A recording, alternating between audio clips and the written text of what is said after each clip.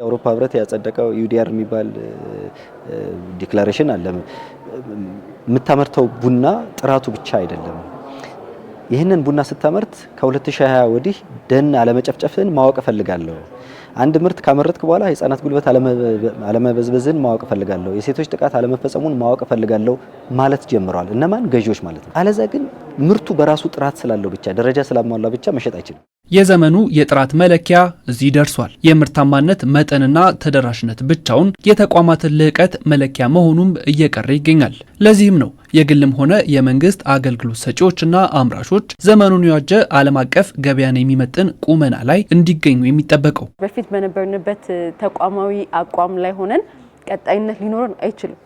ስለዚህ ድርጅት ዓለም አቀፍ የሆኑና ሌሎች እይታዎችን አዳዲስ እይታዎችን በመውሰድ ድርጅቱን አቅም ያለው እንዲኖር ታች ድረስ የወረደ አይነት አሰራር ስርዓት እንዲኖረው ማድረግ በጣም አስፈላጊ ነው። የሀገሪቱ የኢኮኖሚ ምሰሶ የሆነውን የግብርናውን ዘርፍ እንመልከት። ምርታማነት እንዲጨምር ተደራሽነትም እንዲሰፋ ርብርቡ ቀጥሏል። በዚህ ሂደትም ቢሆን ታዲያ ጥራትን የማስጠበቅ ባህል ልዩ ትኩረት እንደሚሻ ነው የሚነሳው። በማዳበሪያ፣ በዘር፣ በእርሻ መሳሪያዎች እና በሜካናይዜሽን አገልግሎት ትልቅ ስራዎችን እየሰራ ያለ ተቋም ነው። በእኛ ተቋም ውስጥ ላይ ኳሊቲን እንደ ባህል ለማድረግ እየሰራን ያለን አምራችና አገልግሎት ሰጪዎችን ለጥራት በሰጡት ዋጋ ልክ የማህበረሰቡ ተጠቃሚነት ያድጋል፣ የሀገር ኢኮኖሚ ሉዓላዊነትም ይረጋገጣል። ይህም ዓለም አቀፍ ተወዳዳሪ እንዲሆኑ በማስቻል አበርክቶ ሰፊ ነው። ለዚህም ነው አምራችና አገልግሎት ሰጪዎች ከጥራት ወደ ልዕቀት እንዲያድጉ የሚጠበቀው።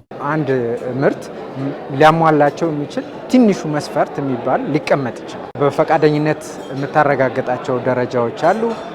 በግዴታ ማሟላት ያለብን እንደ ሀገር የወጡ በተለይ የሰው ጤና ጋር አካባቢን የሚበክሉ ማህበረሰብን የሚጎዱ ነገሮች ካሉ አስገዳጅ ህጎች አሉ። እነኛ መሟላት አለባቸው። ስለዚህ ጥራት ሲባል ደረጃን ማሟላት ሊሆን ይችላል።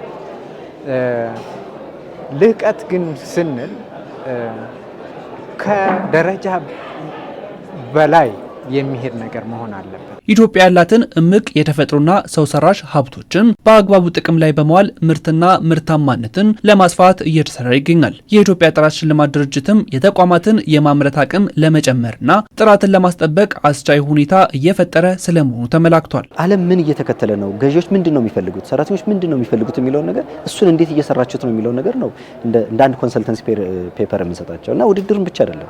ከውድድሩ በኋላ ፊድባክ እንሰጣቸዋለን። ገዛ ነው ማሽን ምን ያህል ነው እያመረተ ያለው፣ የሰው ኃይላችን ምን ያህል ነው እያመረተ ያለው የሚለው ነገር በደንብ መለካት መቻል አለበት። ኳንቲፋይድ መደረግ መቻል አለበት። ይሄን ሜጀር ካላደረግነው በቀር ከዓለም አቀፍ ደረጃ መወዳደር አንችልም እና በዚህ በኩል ክፍተት እንዳሉ እናያለን። እሱን የሚያሻሽሉባቸውን ፊድባክ እንሰጣለን፣ ትሬኒንጎችንም እንሰጣለን። ጥራትን መሰረት ያደረገ የምርትና የአገልግሎት አሰጣጥን በማሳደግ የማህበረሰቡን ተጠቃሚነት ማሳደግ ይገባልም ነው የተባለው። ጥራት ያለውን ፕሮዳክት እያገኘ ሲመጣ ጥራት የሌላቸውን ፕሮዳክቶች ሪጀክት የማድረግ የመምረጥ እድልን እንሰጣለን ማህበረሰብንና ማህበረሰብ ሲመርጥ እያወቀ ሲሄድ አንደርስታንድ እያደረገ ሲሄድ ደግሞ ሌሎች የማያስፈልጉና ጠቃሚ ያልሆኑ ነገሮችንም ደግሞ ማስቀረት እንችላለን። ስለዚህ እንደ ሀገርም ትልቅ ቫሉ ያለው ብዬ አስባለሁ። ሀገራዊ ኢሹ መሆኑ ሀገራዊ አጀንዳ የሚሆኑም ለወደፊቱም ወደ ዲጂታላይዝድ አሁን ካለው ግን ወደ ዲጂታላይዝ የሚሄድበት ስለሆነ ጥራትን ቤዝድ አድርገን ጥራት በሁሉም ተቋም ውስጥ ላይ እንደ ባህሉ ነው መቆጠር አለበት።